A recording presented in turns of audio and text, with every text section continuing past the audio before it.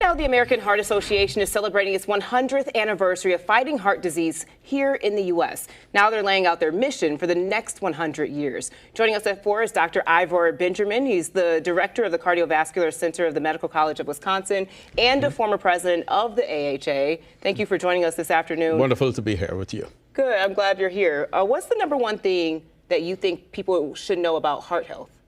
Well, I think we've really made enormous progress, but we just can't take the foot off the gas, which is that, of course, heart disease remains the number one killer, and it, of course, disproportionately impacts communities of color. And just really being able to understand what is heart disease and really being able to practice, because we know that there are measures that have been proven over the last 100 years where we can prevent and actually effectively treat heart disease. What are some of those measures? Well, certainly knowing about the risk factors. We've got to really pay specific attention, of course, to high blood pressure, hypertension, diabetes, of course, smoking.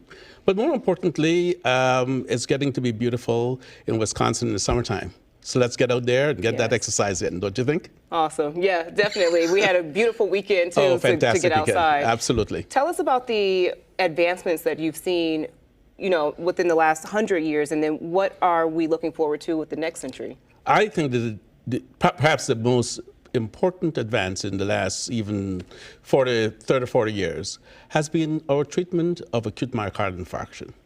Just really being able to have an emergency system where we recognize the warning signs of a heart attack. Friends and family need to be able, of course, to be able to call 911. But even if someone was able actually to just fall with sudden death, you know, what we call a cardiac arrest, to have bystanders who are able to institute CPR.